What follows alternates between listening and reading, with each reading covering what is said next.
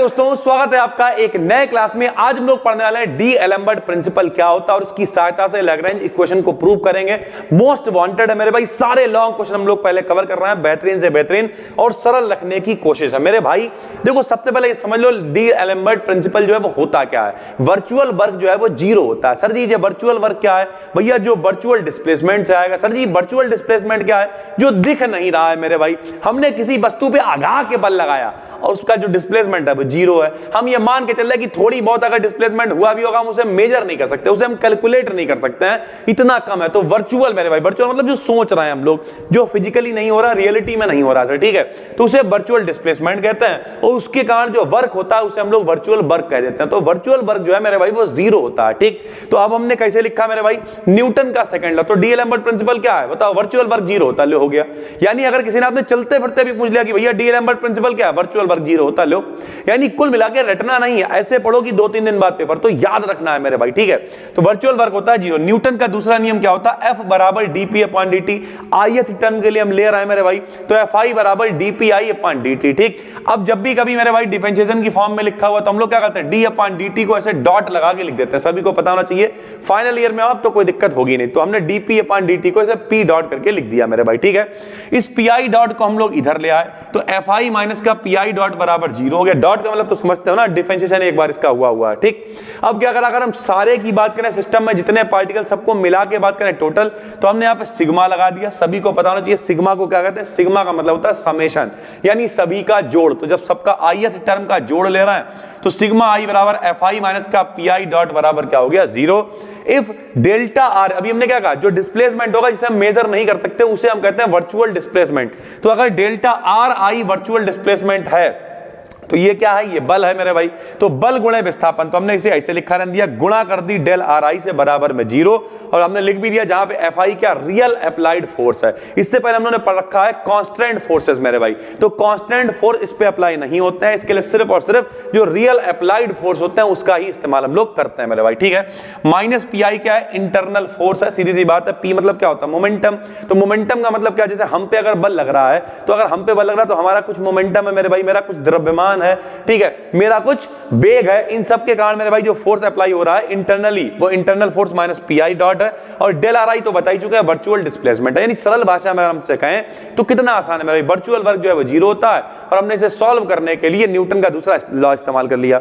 अब ये जो न्यूटन वाला सिस्टम है मेरे भाई, ये पुराना सिस्टम था। ध्यान से सुनना, न्यूटन वाला जो सिस्टम था वो था पुराना सिस्टम। तो एक आदमी आया लैग्रेंज, उन्होंने कहा हम अपनी एक इक्वेशन दे रहे हैं और ये इक्वेशन जो कठिन कठिन इक्वेशन होंगी उन्हें आसान करने के काम में आ जाएगा। हालांकि ये खुद इक्वेशन बहुत कठिन है मेरे भाई, ध्यान से देखना वाला, हम आपको डरा नहीं रहे, स्टेप बाय स्टेप हम चलेंगे। हमने कोशिश करी है बहुत आसान रखने की, ठीक है। और हम सबसे बड़ी ये कोशिश ये करते हैं कि वीडियो की लेंथ बहुत लंबी ना हो, क्योंकि आप पेपर से पहले देख रहे हो 2-4 दिन पहले, तो 15-20 मिनट में अगर आप देख लोगे और समझ में भी आ जाएगा तो ठीक है।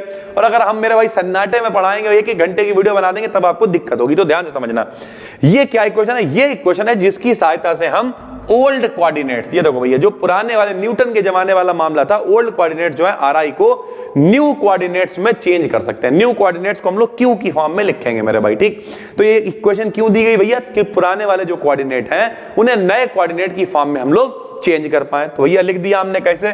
पुराना कोऑर्डिनेट मान लिया आर आई है, तो नया आर आई लिखा रह दिया, साथ में मल्टीप्लाई में क्या लिख दिया? Q1 Q2 dash dash dash dash Q1 लिख दिया। तो ये पुराने वाले कोऑर्डिनेट नए वाले कोऑर्डिनेट में चेंज हो गए मेरे भाई। अब अगर हम इसका वर्चुअल डिस्प्लेसमेंट निकालें तो डिस्प्लेसमेंट का मतलब क्या होता है भैया? डिस्प्लेसमेंट का सरल भाषा में मतलब होता है कि हम लोग क्या कर रहे हैं बताओ? डेल आर आई लिख दिया इसे। अब जब इस पे लगाएंगे मेरे भाई तो कैसे आएगा?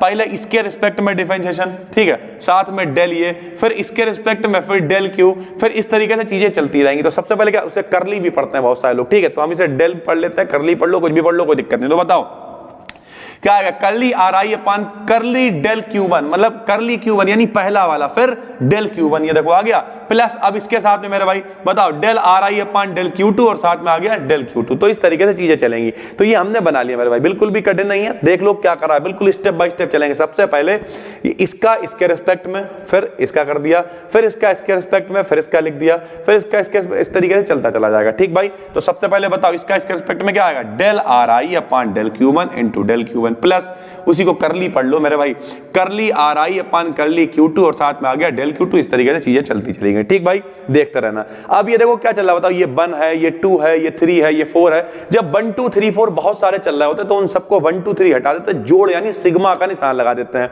तो यहां से 1 2 3 4 सब हटा दिया, सिग्मा का मेरे भाई निशान लगा दिया। ये मेरे भाई डेल RI चल रहा है, सिग्मा आ गया 1 to n, RI तो सब में चल रहा था तो RI ऐसे लिखा रह दिया, नीचे Q1 Q2 Qn था तो इसकी जगह पे हमने QK रख दिया। ठीक भाई, साथ में यहाँ पे डेल Q1 डेल Q2 तो यहाँ पे भी हमने QK रख दिया। जब आप K का मान रखोगे 1 तो ये आ जाएगा, K का मान 2 रखोगे तो ये आ जाएगा, 3 रखोगे तो ये आ जाएगा। यानी इस तरीके से सबको भैया जो जोड़ में चल रहा था 1 2 3 4 5 इन सबको हटाया और इनकी जगह पे ये रख दिया मेरे भाई। ठीक, ये डेल RI का मान आ गया, ध्यान रखना, हम फिर कह रहे हैं डेल RI का मान ध्यान रखना, ये अपने आगे चल के काम में आएगा। ठीक, अब देखना हमने लिखा from d'Alembert principle. D'Alembert principle क्या होता है अभी हम लोग प्रूव कर चुके हैं। बताओ, sigma I F I minus का P I del R I बराबर क्या होता है, 0 होता है मेरे भाई।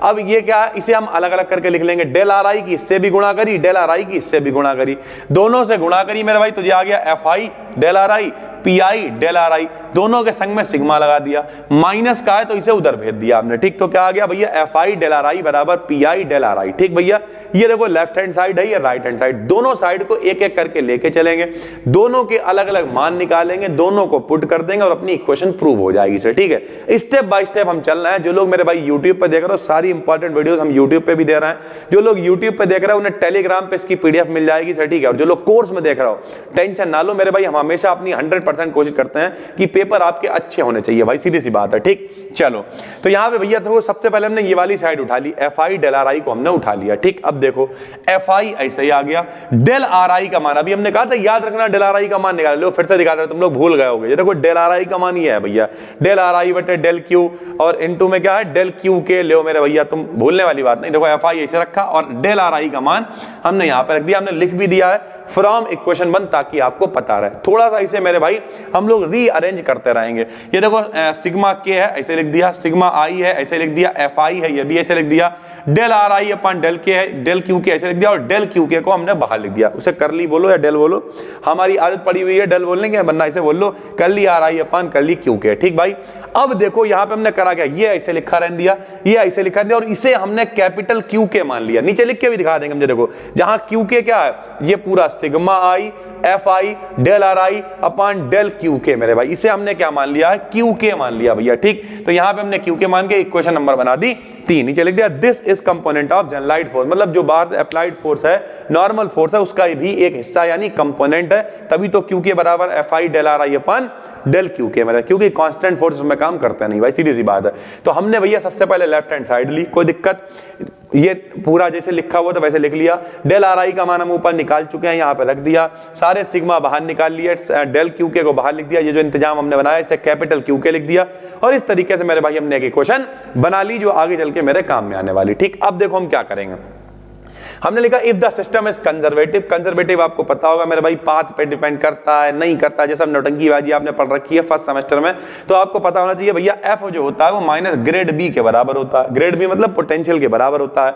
माइनस ग्रेड को हम लोग माइनस का डेल ऑपरेटर्स बी भी लिख देते हैं, और मेरे भाई इसी को हम लोग ऐसे भी लिखते थे del B upon del R I. ठीक भैया, तो एफ आई बराबर माइनस का del B upon del R I होता है। तो हम चाहें तो इस क्यू के का जो मान है, यहाँ एफ आई की जगह पे क्या लिख सकते हैं, माइनस का del B upon del R I, और साथ में क्या चलेगा del R I upon del Q K. ये देखो भाई जो चल रहा है वो तो चलता रहेगा, del R I upon del Q K चल रहा है, तो क्यू के का मान हम लोग ऐसे भी निकाल सकते हैं। डेल आर आई से डेल आर आई कैंसिल हो जाएगा, यानी क्यू के बराबर आएगा माइनस का सिग्मा आई डेल बी अपॉन में डेल क्यू के मेरे भाई। ये हमने क्यू के का मान भी निकाल लिया अलग तरीके से सॉल्व करके, एफ आई का मान रखे, क्योंकि कंजर्वेटिव फोर्स है तो हमने क्या क्यू के जो मान जो हमने निकाला उसमें हमने एफ आई का मान रख दिया कंजर्वेटिव फोर्स के लिए, इसे सॉल्व कर लिया। यहां तक कोई दिक्कत नहीं होगी, बिल्कुल आराम आराम चीजें चल रही हैं। एलएचएस हमने निकाल लिया भाई, आरएचएस में थोड़ी सी दिक्कत होगी। आरएचएस में फिर वही जो अपनी इक्वेशन नंबर 1 है उसका हमने राइट हैंड साइड को उठा लिया, P I del R I को उठा लिया मेरे भाई, फिर से हमने यहाँ पे डेल आर आई का मान रख दिया, कोई दिक्कत नहीं है। ये देखो भैया पी आई इसे रखा, डेल आर आई का मान बट्टे में डेल क्यू रख दिया, और ये पूरा इंतजाम हमने रख दिया। ठीक, P मतलब क्या होता है, मोमेंटम यानी संवेग। संवेग बराबर होता है द्रव्यमान गुणे वेग। ठीक भैया, लेकिन यहां ध्यान देखना P के ऊपर डॉट लगा हुआ है, तो P के ऊपर डॉट लगा तो जब इसे लिखेंगे संवेग, यहां पे हमने लिख दिया संवेग बराबर द्रव्यमान गुणे वेग होता है। और वेग क्या होता है? वेग होता है dr/dt। थोड़ा लिख के दिखा देते ताकि बच्चों को कंफ्यूजन ना हो मेरे भाई। बिल्कुल आराम आराम चलो, कोई दिक्कत नहीं, इस बात की गारंटी है, बिल्कुल हलवा लगेगा आपको, ठीक, क्योंकि हम खुद पहले बहुत रिसर्च करते हैं सारे टॉपिक के ऊपर। तो संवेग बराबर क्या होता है? द्रव्यमान गुणे वेग होता है। और वेग बराबर क्या होता है? dr/dt होता है। और हमने आपको बताया जब बट्टे में टी चल रहा है उसे कैसे लिख सकते हैं? डॉट लगा के लिख सकते हैं। तो कुल मिला के हम लोग p बराबर क्या लिख सकते हैं? m और r डॉट लिख सकते हैं, ठीक। r डॉट का मतलब क्या है? v है। अब यहां पर एक पहले से डॉट चल रहा है, तो जब इसे लिखेंगे तो m तो m है, r के ऊपर एक और डॉट आ जाएगा मेरे भाई। तो हमने pi को क्या लिख दिया? mi लिख दिया, और साथ में r के ऊपर डबल डॉट लिख दिया। क्यों लिख दिया समझ गए मेरे भाई? यहां पे हमने लिख के भी दिखा दिया है कि P बराबर mr डॉट मतलब V हो गया, और एक और डॉट लगाओगे तो इसके ऊपर एक और डॉट बढ़ जाएगा, डबल डिफरेंशियल हो जाएगा, सीधी सी बात है। तो हमने इस तरीके से यहाँ पे मान रख लिया मेरे भाई, Pi की जगह पे del RI upon del Q K ऐसे रखा, और डेल के चल रहा था उसे चलने दिया मेरे भाई, ठीक। अब यहाँ पे हमने एक ट्रिक इस्तेमाल करी है, उसे देखो मेरे भाई। यहाँ पे क्या हुआ?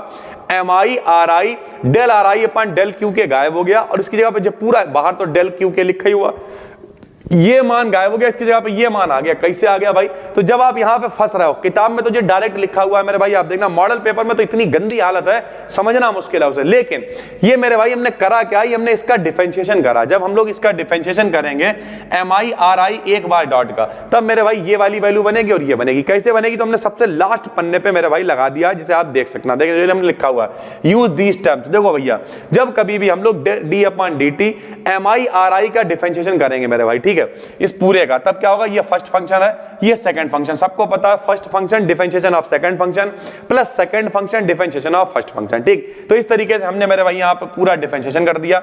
अब हमें चाहिए क्या है बताओ? हमें चाहिए था मान किसका? mi RI डबल डॉट वाले का, इसका मान हमें चाहिए था। तो जब हम इसे इधर भेजेंगे तो ये माइनस में आ जाएगा, तो ये वैल्यू आएगी, देखो sigma mi RI dot del RI upon del Q K, ये इधर आएगा तो माइनस का mi, यानी कुल मिला के हमने इस वाली वैल्यू का जो है वो डिफरेंशिएशन करा है, और इस वजह से हमें वो वैल्यू मिल गई है जो हमारी इक्वेशन के अंदर चल रही थी। तो उस इक्वेशन के अंदर चलने वाली वैल्यू का हमने यहां से मान निकाला है, और ये वैल्यू हमने वहां पर रख दी। क्या वैल्यू निकली है बताओ? mi RI डबल डॉट की वैल्यू क्या है?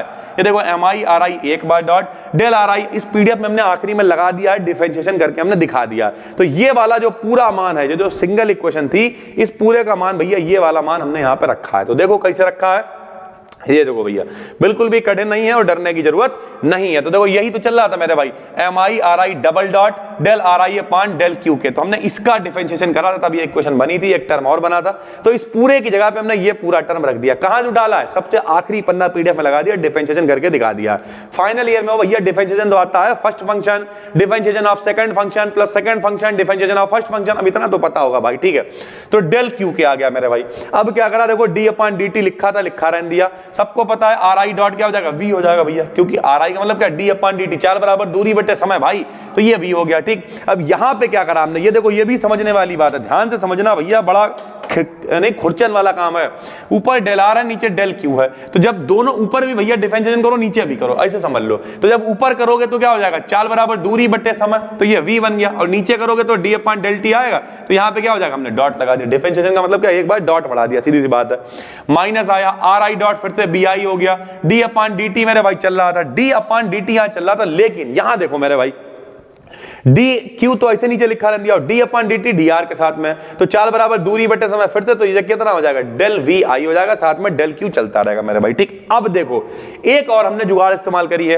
ये जो पूरा मान चल रहा था mi, ये पूरा mi vi d/dt तो चलेगा ही, mi vi del vi upon del q dash जो चल रहा था, ये हमने एक और जुगाड़ बनाई है। देखो फिर आखिरी पेज पे चले जाना, हमने उन टर्म्स को लिख दिया है मेरे भाई, ताकि आपको कंफ्यूजन ना हो, जो टर्म्स आपको इस्तेमाल करने। देखो जब भी कभी मेरे भाई ये टर्म चल रहा होगा ऐसे करके, del upon del Q K dot half mi vi square के लिए करेंगे, ठीक भैया। तो देखो हाफ कांस्टेंट है, कुल मिला के Q के रिस्पेक्ट में डिफरेंशिएशन करना है, Q के डॉट के रिस्पेक्ट में। तो देखो 1/2 कांस्टेंट है, mi कांस्टेंट है। अब bi स्क्वायर का करेंगे तो bi स्क्वायर का क्या हो जाएगा? 2vi हो जाएगा, और फिर इसके रिस्पेक्ट में कर रहा है तो क्या आएगा? Del vi upon del Q K dot आ जाएगा, ठीक भाई। तो 2 से 2 कट जाएगा, तो बचेगा क्या? mi बचेगा, bi बचेगा, del vi upon del Q K dot बचेगा मेरे भाई। ये वही टर्म बचा हुआ जो अपनी इक्वेशन के अंदर है, यानी जब हम इसका Q के डॉट के रिस्पेक्ट में डिफरेंशिएशन करेंगे मेरे भाई, तो ये वाला वाला मान निकल के आएगा और इस मान की जगह पे हम ये वाला मान पुट कर सकते हैं भैया। तो हम ये वाला मान पुट करेंगे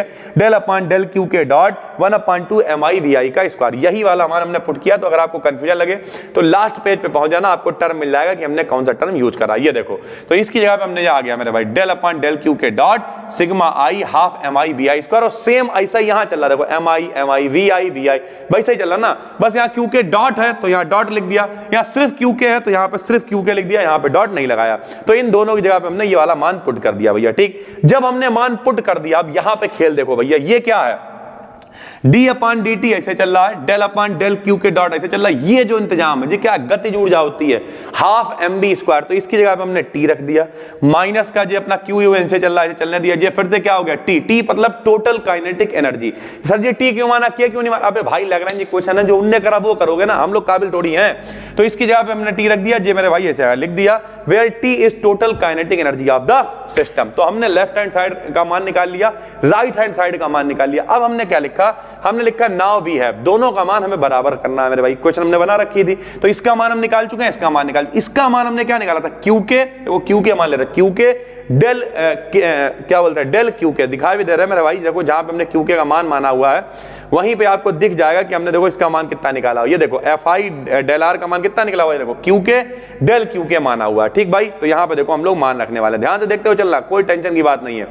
अब सर जी यहाँ देखो, यहाँ ये देखो हमने मान निकाला यहाँ पे, और मान निकालने के बाद ये देखो नाउ भी है, दोनों तरफ सिग्मा है तो सिग्मा सिग्मा हटा दो, कोई दिक्कत नहीं है। तो इसका मान हमने बिना सिग्मा लगाए लिख दिया, इसका भी मान अभी हमने ऊपर निकाला डी अपॉन डी टी, ये देखो यहीं पे निकला हुआ है, ये वाला पूरा मान हमने यहाँ पे उतार दिया भाई। ठीक, अब जब ये मान मेरा उतर गया, अब देखो यहाँ पे समझना जरा ध्यान से, क्यू के ऐसे डेल क्यू के से डेल क्यू के भी कैंसिल हो गया, क्यू के बचा, डी अपॉन डी टी बचा, ये पूरा मान बचा, और जो जितना बचा वो मान हमने उतार दिया मेरे भाई। ठीक, अब हम देखो यहाँ पे क्या करने वाले हैं, जब हम यहाँ तक पहुंच गए तब हमने क्या किया मेरे भाई, क्यू के की जगह पे हमने क्या करा, क्यू के का मान रख दिया। क्यू के का मान कितना हमने निकाला था, अभी ऊपर कंजर्वेटिव फोर्स था ना, तो कंजर्वेटिव फोर्स के लिए क्यू के का मान कितना निकाला था, माइनस का del B upon del Q K, अभी ऊपर निकाला था मेरे भाई, एफ बराबर माइनस का ग्रेड बी, तो वहां से इसका मान रख दिया। ये जैसे चल रहा था मेरे भाई वैसे ही हमने चलने दिया। ठीक, अब यहाँ पे देखो अगला टर्म क्या है, ये वाला जो टर्म था मेरे भाई del T upon del Q K, ये चल रहा है, del V upon del Q K, ये चल रहा है। तो हमने इसे मेरे भाई ये जो यहाँ पे लिखा हुआ del D upon D T, ये पूरा इंतजाम ऐसे लिखा है, वो उधर माइनस का था, इधर ले आए तो प्लस का हो गया। तो जब इधर लाए तो del T upon del Q K आ गया, माइनस का del V upon del Q K आ गया, और जैसे चल रहा था मेरे भाई वैसे ही चलता रहा। अब देखो क्या हुआ, यहाँ पे दोनों क्यू के तो बाहर लिख लिया, टी माइनस का वी बचा, कॉमन लिख लिया एक तरीके से, टी माइनस वी रह गया, डी अपॉन डी टी रह गया, ये ऐसे रखा, और टी को भी हमने टी माइनस वी लिख लिया। क्यों लिख लिया सर जी, अपने पास से भी लिख लिया क्या, नहीं, लैग्रेंज ने लिखा भैया। क्यों लिखा, क्योंकि उन्हें बनाना था टी माइनस वी को एल बनाना था। ठीक है भाई, ये इन्होंने अपनी एक क्वांटिटी इंट्रोड्यूस करी थी तो हमें बनाना था, उसके लिए क्या किया, टी माइनस वी लिख लिया। क्यों लिख लिया, क्योंकि वी लिखने से कोई फर्क नहीं पड़ेगा भैया। क्यों नहीं पड़ेगा, क्योंकि मेरे भाई जब हम लोग कभी मान लिया हम आपसे कहते हैं डिफरेंशिएशन करना, कांस्टेंट है, इसके रिस्पेक्ट में ये कांस्टेंट है भैया, यहां देखो इसके रिस्पेक्ट में तो ये कांस्टेंट, तो अगर इसका आप डिफरेंशिएशन करोगे भी तो सिर्फ ये वेरिएबल इसका कांस्टेंट होगा, इसका हो जाएगा जीरो। कुछ भी लिख दो मेरे भाई, हमने लिख दिया 5x+2 लिख दिया। अब इसका तुम डिफरेंशिएशन करके बताओ मैं, और इसका डिफरेंशिएशन करके बताओ मैं, मान ले सिर्फ 5x का, देखना दोनों का बराबर आएगा। क्यों, क्योंकि कांस्टेंट का तो जीरो हो जाएगा ना, तो अगर हम साथ में कोई कांस्टेंट बढ़ा भी लेते हैं तो हमें कोई फर्क नहीं पड़ेगा। तो भैया जब इसका डिफरेंशिएशन इसके रिस्पेक्ट में करेंगे तो ये तो वैसे ही जीरो हो जाएगा, तो चाहे लिखो ना लिखो कोई फर्क नहीं पड़ता है। तो इन्होंने अपना टर्म बनाने के लिए इसके टी के साथ में माइनस में बी लिख लिया, और टी माइनस बी को इन्होंने क्या कह दिया, एल कह दिया मेरे भाई। तो हमने लिखा let's introduce Lagrangian of the system. क्या लैग्रेंजियन इन्होंने माना भैया, क्या इंट्रोड्यूस करा कि टी माइनस वी को एल लिख दो, एल फॉर लैग्रेंजियन। ठीक भैया, तो टी माइनस वी की जगह पे हमने एल लिख दिया, टी माइनस वी की जगह पे हमने एल लिख दिया, और इस तरीके से इसे भी ले आए हम इधर, यानी एक साइड इसे ले गए उधर, या इसे इधर ले आओ इसे उधर ले आओ, कोई मतलब नहीं है, इसे ले आए हम लोग इधर मेरे भाई, और इस तरीके से बराबर में आ गया zero. This is the Lagrangian equation of motion मेरे भाई। जो जो हमने टर्म यूज कर रहे हैं वो हमने नीचे लगा दिए हैं, यानी कुल मिला के डी एलेम्बर्ट प्रिंसिपल क्या है और किस तरीके से इससे आप इक्वेशन को प्रूव करोगे, ये बहुत ही आसान तरीके से हमने समझाने की कोशिश करी है।